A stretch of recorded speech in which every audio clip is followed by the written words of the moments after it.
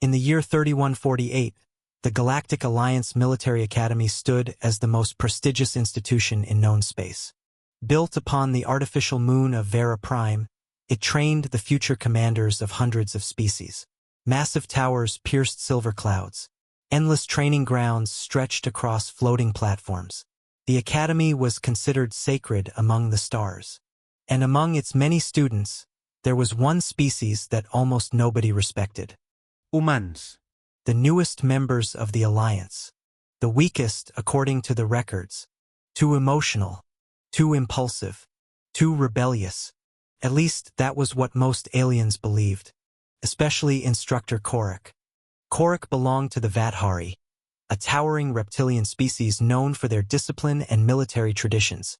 Nearly 8 feet tall, armored in natural scales, and decorated with countless campaign honors. He was feared by cadets across the academy. His classes had one simple rule: obey. No questions. No debate. No exceptions. Most students complied. Human cadet Maya Torres did not. The first time Korik noticed her, she was sitting in the front row during a combat ethics lecture. Korik displayed footage from a recent border conflict. "Victory requires sacrifice," he declared. The giant hologram behind him showed a colony destroyed to eliminate enemy forces. The civilians were acceptable losses.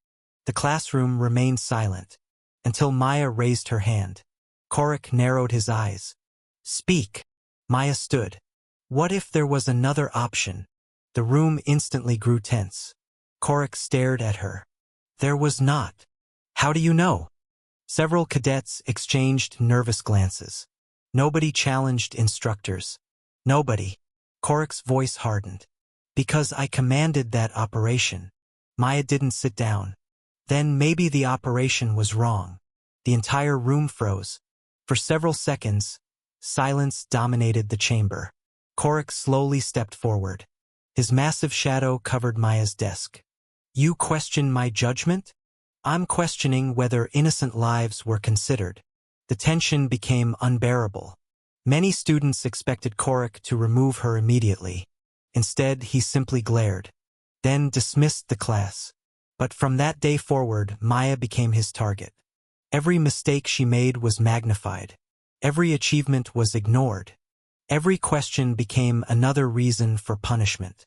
Yet Maya never stopped speaking, never stopped questioning, never stopped thinking for herself. To Korik, she represented everything wrong with humanity. Undisciplined, disrespectful, dangerous.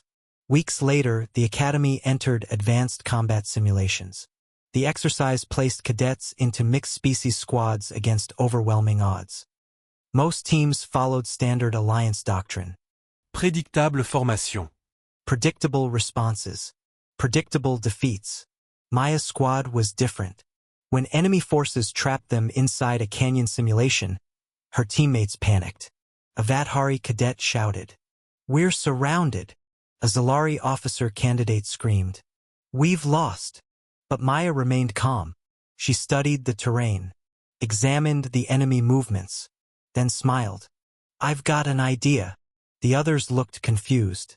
Humans always had ideas, usually terrible ones. Yet within minutes, Maya transformed the canyon into a trap.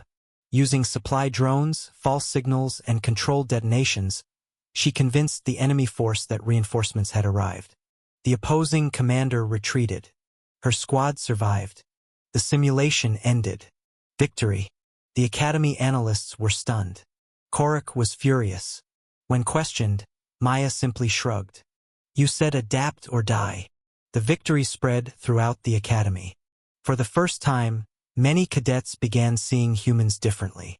Not stronger, not faster, but creative, unpredictable, capable of finding solutions where none seemed to exist. Korik hated that idea, because deep down he was beginning to suspect it was true. The academy's final evaluation. A brutal live training exercise held on a remote asteroid station. Every cadet participated. Every instructor observed. The scenario involved hostage recovery under hostile conditions. Teams moved through dark corridors. Alarms echoed. Smoke filled the station. Everything proceeded according to plan. Until it didn't. Without warning, a reactor malfunction triggered a real emergency. The training simulation instantly became reality. Power systems failed. Explosions rocked the station. Entire sections collapsed. Panic spread. Cadets scattered. Emergency crews struggled to respond.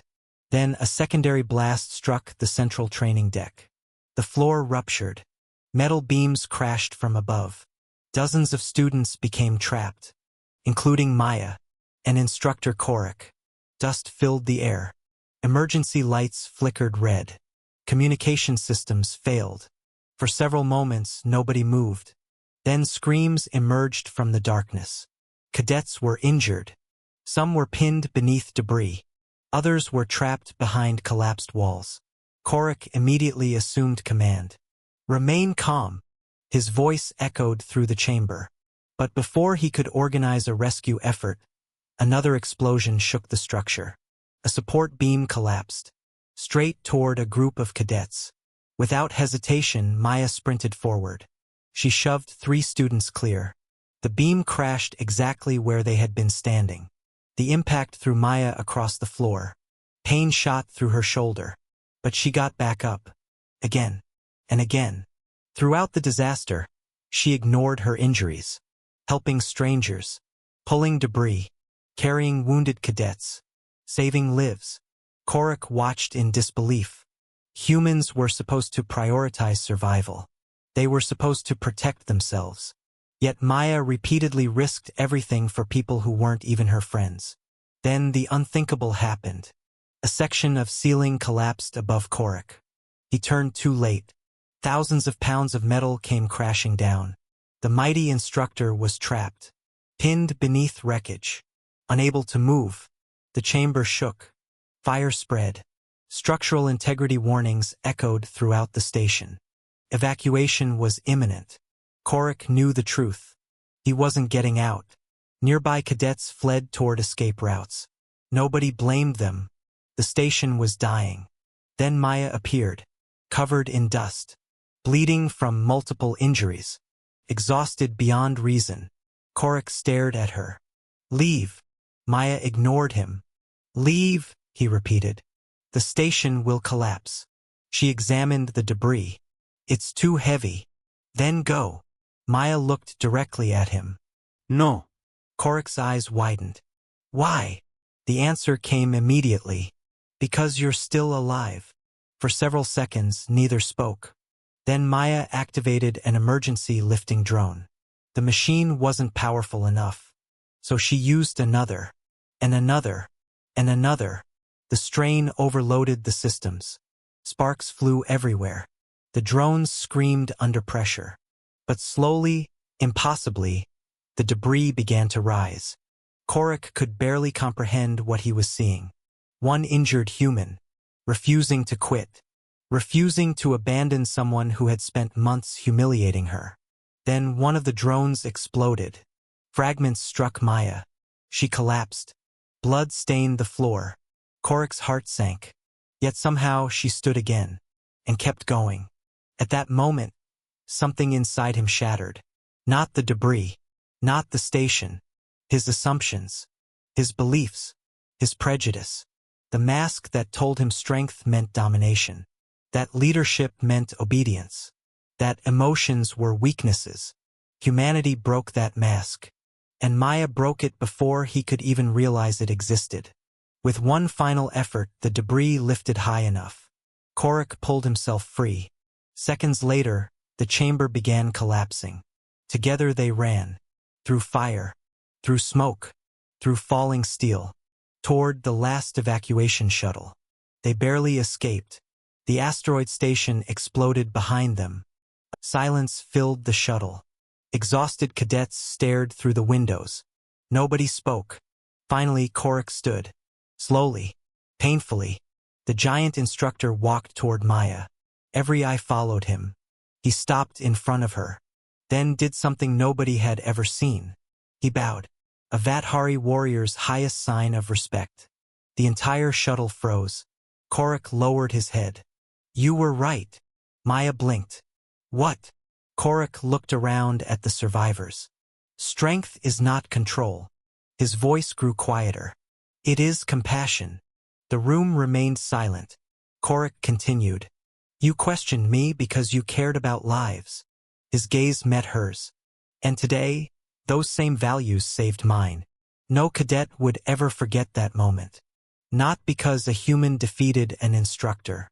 Not because she embarrassed him. But because she changed him. Years later, Maya Torres would become one of the Alliance's most respected commanders. Her rescue efforts would be taught in academies across dozens of worlds.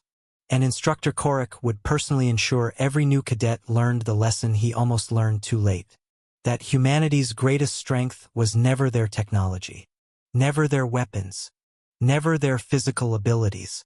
It was their refusal to abandon one another. Their willingness to challenge authority when lives depended on it. Their ability to care, even when kindness came at a cost. Across the galaxy, species began studying humanity more closely. And the more they learned, the more they understood. Humans were not dangerous because they were aggressive. They were dangerous because they were impossible to predict, impossible to break, and impossible to convince that compassion was weakness. And for the first time, the galaxy understood what it truly meant to be human. If the story moved you, subscribe for more human stories from the stars.